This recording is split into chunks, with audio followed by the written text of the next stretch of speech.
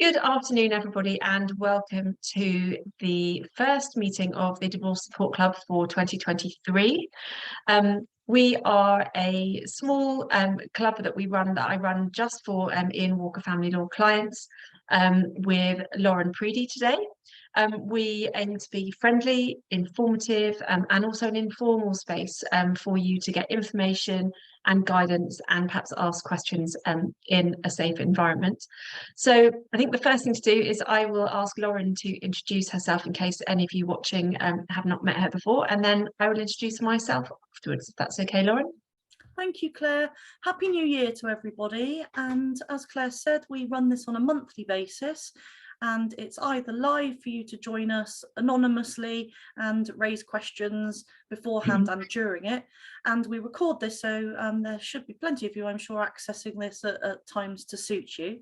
I'm Lauren Preedy. I'm a solicitor at Ian Walker Family Law, and I deal with private work, divorce, finances, and anything to do with family separation, money and children. And there's a team of us that work together there to assist you with all your needs. And I'll hand you back to Claire to explain her role. Thank you very much, Lauren. So I'm just going to start sharing some slides as well, which will help. So my name's Claire Macklin. I'm a specialist breakup and divorce coach. I'm also a master NLP practitioner, and in a former life I used to be a lawyer. I've been divorced twice, so once from the perspective of being left very suddenly, and once from the perspective of choosing and making the decision myself. I'm also the single mum of two teenage boys, one about to leave home, which is scary, and I'm also the author of a book, Breakup from Crisis to Confidence, which will take you through the journey through a sudden breakup or divorce, right from day one, right up to creating your new life and deciding how you want your life to look.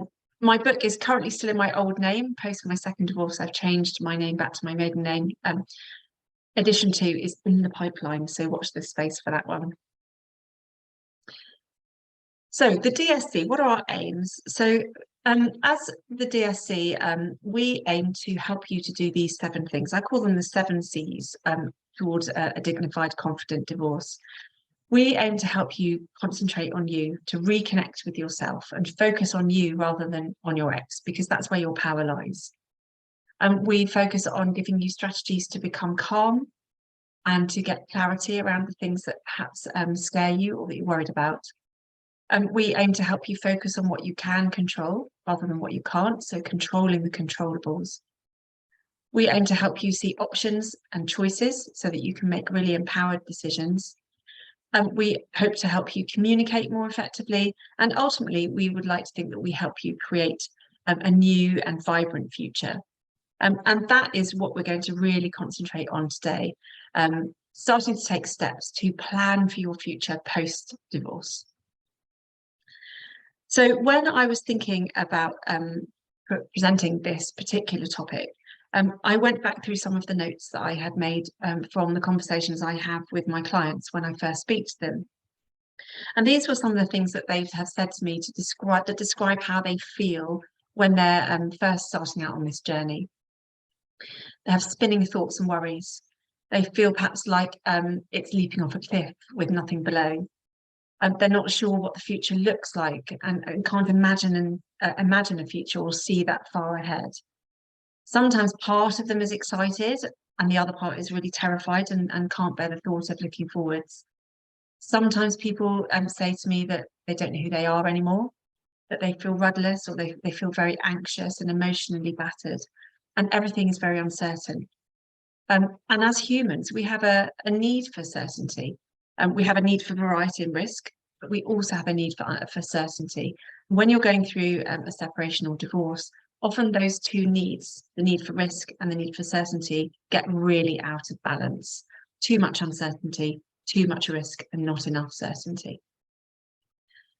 Also, it's very easy perhaps to lose yourself in a marriage, to lose aspects of who you are as you perhaps compromise or you shift to being part of a couple. I remember when I got married, in the year 2000, a lot of my friends used the same quote from Captain Corelli's Mandolin about love being about your roots entwining and so on and so forth, and building a very intertwined, connected future. The problem when you get divorced is you have to start trying to unwind all of that and create a new future for yourself, and new roots for yourself. One thing to notice about all of these statements on this slide that people tell me about when they're first entering into this process is that they're all concentrating on what they don't want. And this is a really, really common human reaction, to notice what's wrong and to focus on what we don't want. Problem with that is when we focus on what we don't want, that tends to be then what we notice, what we experience, and it can become the focus of our energy. And where our energy and our focus go, so will our thoughts and our feelings and our beliefs. So I would encourage you to start to try and turn this around. So in those same initial conversations that I have with clients, I always ask people what they would like to feel instead. And these are some of the things that they say then. So lots of people tell me that they want to have more choice. They would like to have more peace and more calm. They'd like to feel happy. They would like to be in control of their lives again, making their own decisions. They would like to feel independent and free. Often I'm told that I'd like to walk with my head held high. I'd like to feel proud of how I behaved, and I'd like to feel happy in myself. And often people tell me that what they really need is a magnet to draw them forward, to feel your old self again, to make your own decisions, to find your own North Star and to follow your own instincts and follow your gut. And ultimately to regain your sense of self. And often clients will say to me, I don't want to go back to being the old me. I actually want to create a new me. I want to be me Mark II. And so instead of feeling like they're wading through treacle or struggling through a fog, they want a clear and a bright path ahead. Now, when you can start to use those kind of words and perhaps imagine having that feeling of calm or freedom or whatever it is for you, you can start putting your energy into that instead, and into imagining how that would feel and what that might look like. When you put your focus and your energy into imagining what you could have, then the feelings that you get are entirely different. So let's break that down a little bit more. Oh, it's gone too far. There we go. So as I was saying just now, where you focus, your energy will follow. And I really like this process to think about. So where your thoughts are, they will lead to your feelings. So if your thoughts are all very negative about what you don't want, that will lead you to feel a certain way. That will then lead to your state of mind, how you feel in your body, which will feed into your actions and will feed into the outcome that you get. So if you can start right at the beginning of that process and shift your thoughts, you can change everything. So taking some of the examples from my clients, when you have a thought like, I feel like I'm about to leap off a cliff and there's nothing below me, how do you feel? Perhaps you feel anxious, you feel worried, you feel scared. And that state of fear and anxiety will lead your body to produce cortisol, which is the stress hormone. So you might feel overwhelmed, and that will potentially lead you to stay stuck, facing a brick wall that seems impossible to overcome. So focusing on the problem and thinking about the problem creates negative rather than positive energy. If you shift your thoughts to, I would like to have choices, for example, and I'd like to create a magnet to draw me forward, how does that then feel? If you take a moment to imagine what you'll see and hear around you when you have choices and a magnet to draw you forward, that feels entirely different and puts you perhaps into a different state of mind. Perhaps you will start thinking about opportunities. Perhaps you might even begin to feel excited. You still feel a little bit nervous, but there's hope. And your focus then has shifted to creation rather than the problem. And that will change your behavior and your actions, which will change your outcome. So you might start, for example, to look for more choices, to imagine what that magnet will look like. And you might start then to think of little steps, just little ones, to move towards the outcome that you want. And that will then feed back into your focus and create more positive energy. So the really good question to ask yourself when you start thinking about what it is that you don't want is, what do I want instead? And I really believe that you can choose who you want to become. As Carl Jung said, I'm not what happened to me, I'm what I choose to become. And I really believe this. I have a really strong belief that I am who I choose to become. That power is mine. When I step into that power and I can start to create that life for myself. But I didn't always realize that. And certainly when I was getting divorced, it's sometimes really difficult to look even beyond tomorrow. So as always, I'm going to break it down into chunks. And what I'm going to share with you today are 3 strategies that I use with clients to help them start to map out, brainstorm, and plan for their future in bite-sized chunks.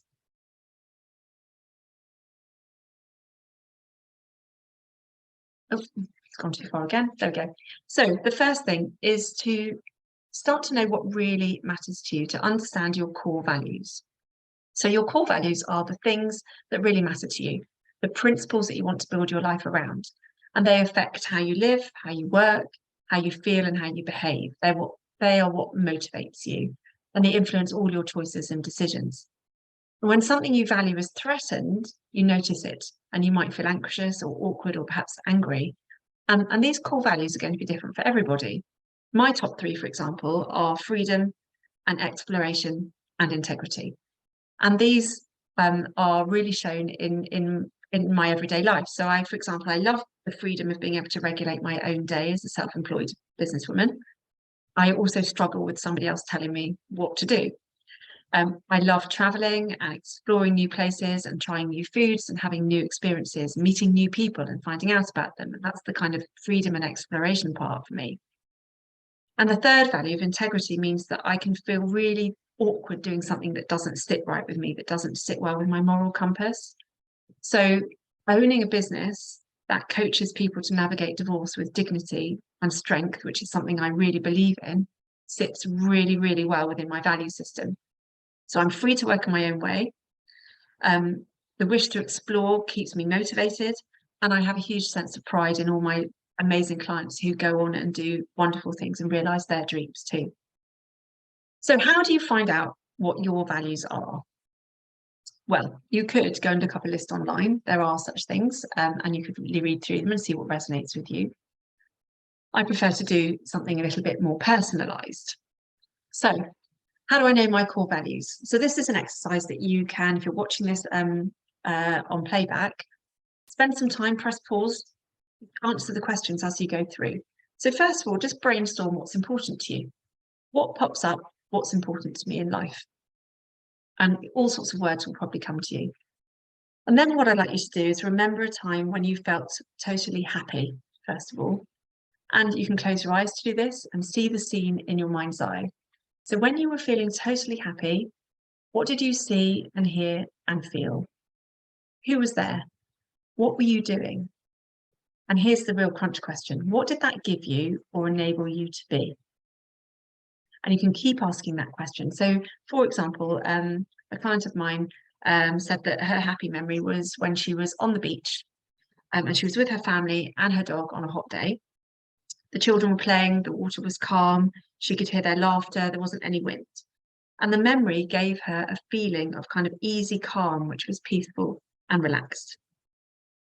That gave her a feeling of being energized, which even better than that gave her a feeling of being really connected to her family. And that connection gave her a feeling of safety and security so that she could be truly herself.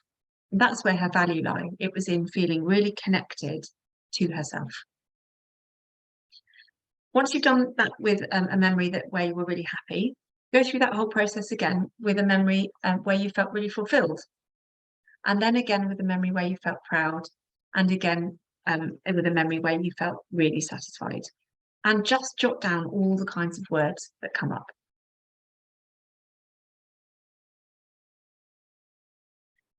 And then you'll end up with like a page with lots and lots of really lovely value words on it. Not all of them are going to have the same importance to you. So then we have to sort them out. So the first thing to do is to identify and group words that go together. So you might, for example, have contentedness, feeling happy, laughter, for example, and you might decide those 3 things all group together. So identify and group words that go together. And then go through those value words and groups and pick perhaps the top 5, top 10 most important ones. And then you can write each of those out on a post-it note, perhaps, and put them on the floor or the desk in front of you, and move them around until it feels like the right order for you. A really good question to ask yourself if you're trying to choose between two. So, for example, if you have the value of development and the value of belonging, for example, if you have to choose either development or belonging, which one could I live without the rest of my life? That's the one that then is higher. Okay, so sort them out, put them in the right order for you. And then you can use them, and you can start to use them in your everyday life. So for each of those, you could ask yourself, for example, on a scale of 1 to 10, how far am I living in accordance with this value right now? If your answer is below a 7, start to think about how you could increase that above a 7. So, for example, my value of freedom.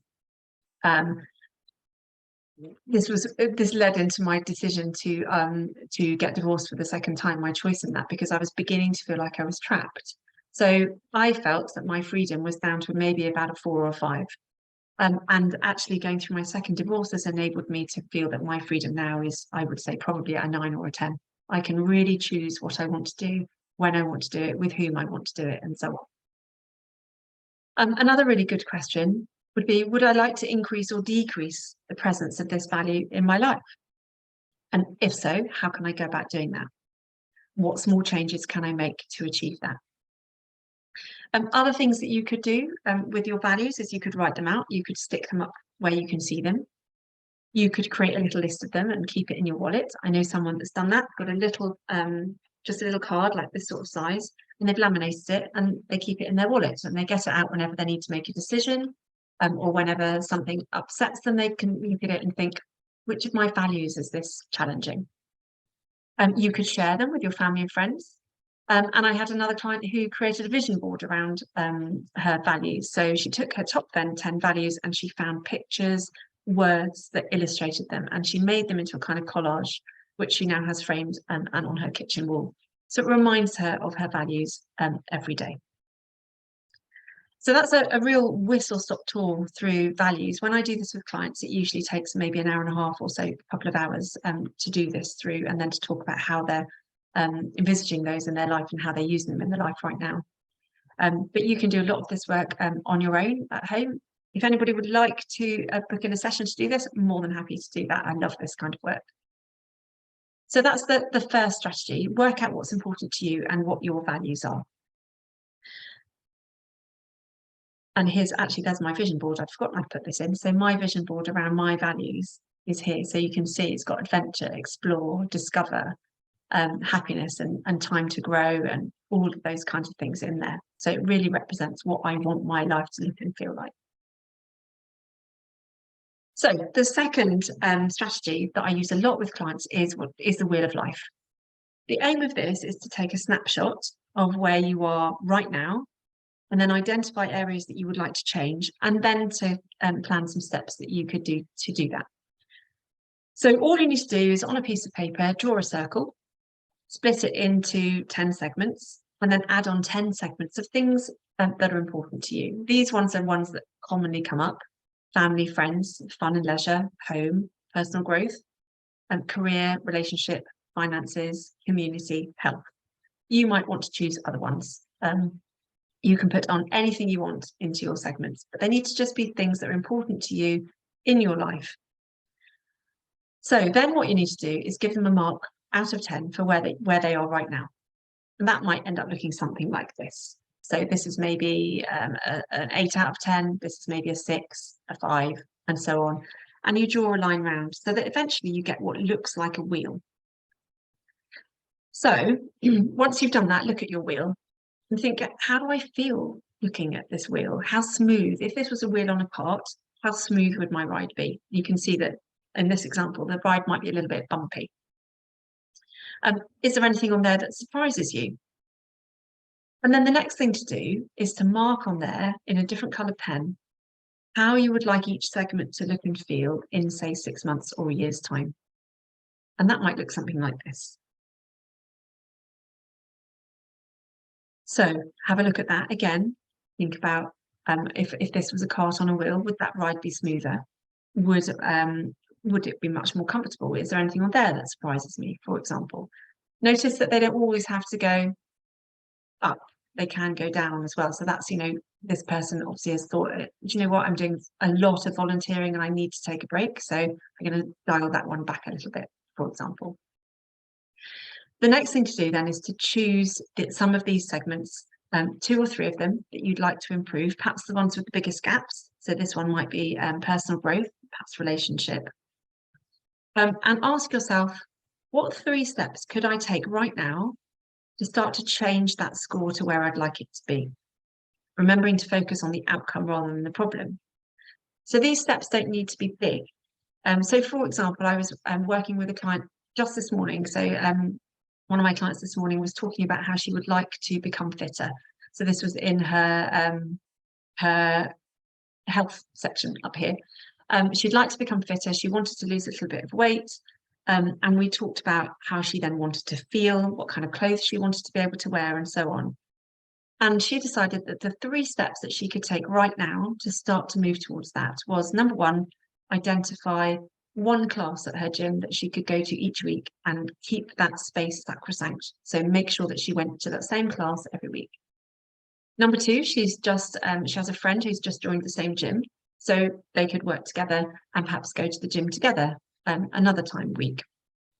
And the third thing she was going to do, because she's motivated by getting to that goal, she was going to stick some pictures up of some of the clothes that she would like to buy when she's lost that little bit of weight that she wants to lose. And those 3 things will help her to reach that goal within the 6-month or the year's time period that she set herself. So another client, for example, knew that she wanted to restart her career, for example. So she really enjoys words and writing. So her 3 steps were to research copywriting courses. And I've put her in touch with somebody that I know who is going to help her think about what that might involve. And potentially then she's going to look for a mentor to help her set up perhaps her own little business. So these things will give you specific goals and specific steps to start to take to shift that wheel so that it runs a little bit more smoothly. And then thirdly, and I really love doing this, what's on your post-divorce bucket list? So some of the questions that you might want to ask, and I really encourage my clients to try and dream big. So when you start to dream and imagine and visualize and take steps towards your goals that inspire you, you can often end up doing things that you didn't believe possible. So clients of mine, for example, have taken promotions that they only dreamt of before and didn't actually believe they could achieve. They've set up new businesses. They've travelled all over the world. So I had a client who walked the Camino de Santiago by herself. I had another one who went off travelling to Hong Kong. It's the first time she'd ever travelled abroad by herself.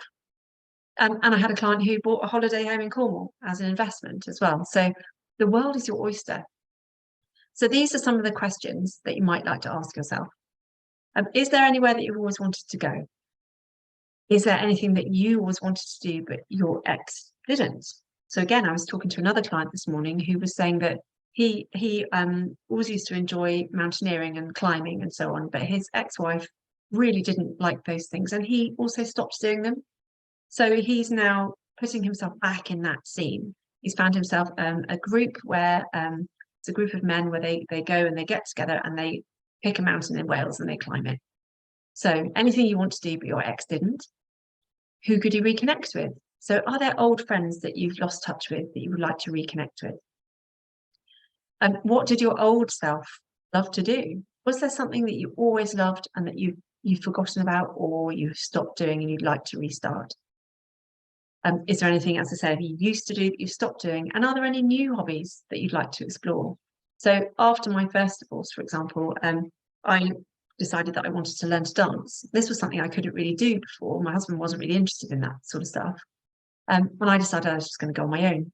And now I can do all kinds of French jive moves and I go to dances sometimes and, spin around the room and all kinds of things. I also bought a road bike and now I regularly go out on my bike. If you follow me on Instagram, you'll see me out on my bike pretty much every weekend. Other questions that you might like to add to those. What would you do if you knew you couldn't fail? Or imagine that you met a genie out of a bottle and you had 3 wishes. What 3 things might you wish for? Allow yourself to really start to daydream. So here we go. What would you do if you knew you couldn't fail? If you met a 3 genie, what wishes would you make? And also, if you had a magic wand, what would you be, do, or have in your life? When you're doing this, try not to get into the, oh, but how would I do that? Try not to worry too much about the how. Don't think about them. Don't question your answers. Just scribble them down, kind of in a almost an unconscious way. And then you can create a massive brainstorm with all your ideas on it. Once you've done that, perhaps pick 3 of them and break them down into chunks. So what small steps could you take this week or this month to start to realize that dream in particular? And then you can start to take those small steps. And it might be that your first small step is to research whether there are any groups in your area doing the kind of thing that you want to do. Or it might be go to the library and get a book out about a place that you want to visit. So you don't have to take massive steps. They can be small steps, but they're all steps that will start to take you towards that new future. So yeah, what small steps could I take today to start moving towards this goal? And to keep yourself accountable to that, if you wanted to, you could write your steps up on a piece of paper or post it, stick it on your fridge, stick it on your mirror, anywhere it's going to help you to keep focused on it. And here is some of the things that I've done in the last few years. All of these actually are post my second divorce. So this is my holiday I went on this summer once we were allowed to travel. This is an amazingly beautiful place in France called the Calon National Park. It's near Marseille, absolutely stunning. This is me doing my wild water swimming, which I've started doing in the last 18 months. An amazing feeling. Here's my puppy. I've had dogs before with my ex-husband, but never actually trained a dog up by myself. So this is my puppy who I've been training. Here I am on my bike, and here I am with my kids enjoying an evening out last summer. So all of these things are really important to me. All of these things I have also up in pictures around my house. So there's another thing to do. Once you find the things that you love and you enjoy, start to record memories of them and keep them in front of you all the time so that you can focus in on them and remember those good times. So I will stop sharing now. There we go. Thank you. And I hope that's given you some ideas of things that you can do to start to dream about what your future might look like. Lauren, any comments that you want to add? Any of that useful for you, do you think, even? Because we don't need to be going through a divorce to do this stuff. No, thank you, Claire. It's very insightful as always. And as I usually do, I note down a few little things as we go I saw through. the writing. Yeah.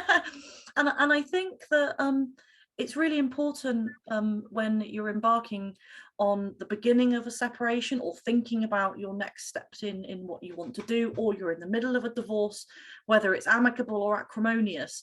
It's important to with the relationship that you have with our firm, Claire, and the things you talk about, that you don't have to do these things on your own, and actually your expertise in these areas.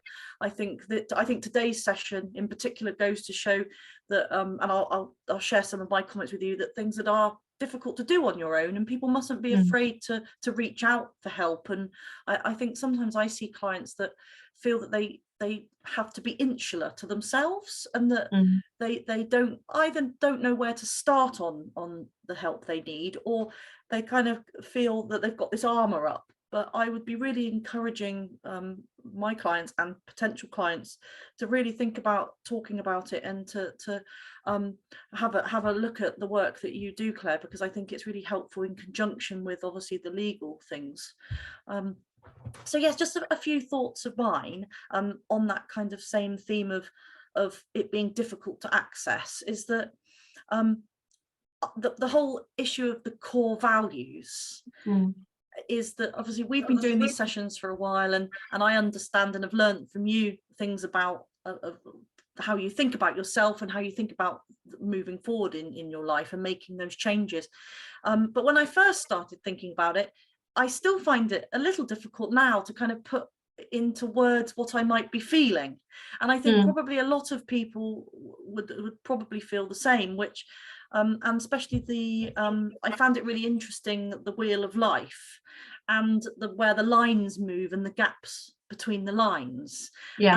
And I think that the whole increasing and decreasing things, I think that in society and in my experience of when I'm meeting with clients, everybody's always thinking about having to increase things, but actually without realizing that decreasing certain things is actually the best thing you can do. And it can be difficult and to get carried away with, I've got to be doing this community work, I've got to be going to work, I've got to be spending time with my kids, I've got to be spending, but we're all human and we don't have time to fit all of that in.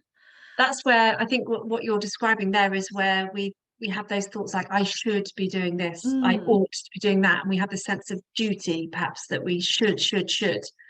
And so whenever I hear a client using the word should, I'll pick them up on that. And when you're thinking, oh, I should be doing, using the community example again, you know, I should be doing this more volunteering. If you change should into could, then the whole sentence becomes very different. So instead of saying to yourself, I should be doing more volunteering, I could be doing more volunteering, but I could be doing less. And I could make a different choice. It opens up more options when you think about something being could rather than should.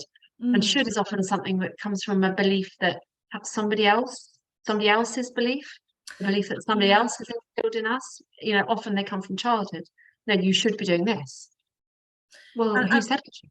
Yeah, and in my mind, it was kind of linking back to me thinking about this magnet idea of things. And is it your magnet or is it other people's? That's it. Magnet. Yeah, so that's a really good question. You know, is this goal that I'm aiming at, or this dream that I've got, or this thing that or even a thing that I already do, is that mine, or is that someone else's? And that's a really good question in terms of, you know, when you're in, like I was saying at the beginning of when I was talking, when you're in a marriage, it's sometimes very easy to take on the other person's likes and dislikes as your own, or their beliefs as your own, and actually to look at, you know, I'm trying to think of an example from my own experience. You know, let's say your partner really enjoys watching a certain genre of TV. So I had a partner who only really liked watching American dramas, for example. I really like English historical drama, but I never used to watch them with him. And so asking yourself, you know, am I doing this out of habit? Or is it because actually this is what someone else likes to do? Or is it because it's actually something that I enjoy? And thinking about that. Yeah, and one of the things that I kind of realised was missing from when I had done a similar exercise was that I like to learn things about art, and I like to learn things, random things, if I could kind of put it like that. And then it reminded me of because my dad was very who died a long time ago now, but he had a really, really good general knowledge, and I always admired him. And a friend of mine said, why don't I get Reader's Digest? Because my dad used to get that. And I thought, well, it's a bit of an old-fashioned thing, but I've actually subscribed to it and I love it. And it's just one of those things that I wanted to make space for learning that wasn't to do with my job, but then I had to give on something else because you can't fit everything in. And again, it takes a while to explore exactly what you want, and I think that can be hard to do on your own. So I think that the skills that you've got, Claire, I really would emphasize to everybody listening. I think getting in touch with you to have a session about this would be a really, and as cliche as it is, a good start to the year. Yeah, indeed. I'm not a massive fan of New Year's resolutions because they're very easy to abandon by January the 10th, aren't they? Yeah. I was reading something the other day that said that you should change the word resolution to intention. Yeah, so that's exactly what I was going to say. So I'm going to pick you up on your should there, though, Lauren. You said should. So did I? Thank you. You did. You could change resolution to intention. So that's what I like to do. I like to set an intention. And in fact, I was talking to a client only this morning about exactly this. What were his intentions for 2023? And he was saying his intentions are to reconnect with more people, and to feel more healthy in himself. And then you can start thinking about what you can do to achieve that. But an intention is much longer lasting, I think, than a resolution, you know, which might be, I mean, they might be very similar, but the intention gives you a lot more room to be creative around it, I think. Yeah, and I think it with society now and the access to social media and the maybe unrealistic expectations that the press promote, people need to realize that not everything is achievable, but as you said, you set your goals for what you want to achieve, and fitting that in with the work that I can help people with is helping guide them through the process of divorce and separation at a pace that suits them to fit in with what it is that they're doing. There might be businesses that need consideration, there might be children that need consideration, there might be house moves that need consideration, and that's where the two kind of areas fit together in helping those changes happen. Yeah, and I think a lot of people, I think, also tend to think that they must leave, and again, that's another word I don't like, must, but they must leave all the work around values and dreams and goals and things until their divorce is finished. And I don't agree. Actually, I think that creating that magnet to draw yourself forward is a really helpful thing to do while you're going through the process. There may be some parts of it that you can't physically manifest until afterwards, but you can start taking little steps to build towards them, even now. You know, even from very early on, you can start to think about what's important and how you want to organize your daily life. So don't put it off. No, and I think I can speak on behalf of us both, Claire, by saying that if anybody has questions that they have of either of us, then please don't hesitate to get in touch. And let us know if there's any topics that you particularly would want to be covered in future. By all means, email or telephone, whatever is best for you. Perfect. And just to say, our next meeting is, I think it's on February the 8th, which is another Thursday. And we're going to be talking about all things kind of Valentine's Day, because I know that's can be a really tricky time for people going through the separation, and maybe some pitfalls to avoid around that. Yeah. So that's our next session, February the 8th, around Valentine's Day and how to cope with that better. So thank you very much, everyone, for being here, and we will see you again next month, hopefully. Take care, everyone. Thank you, everybody. Take care. Bye.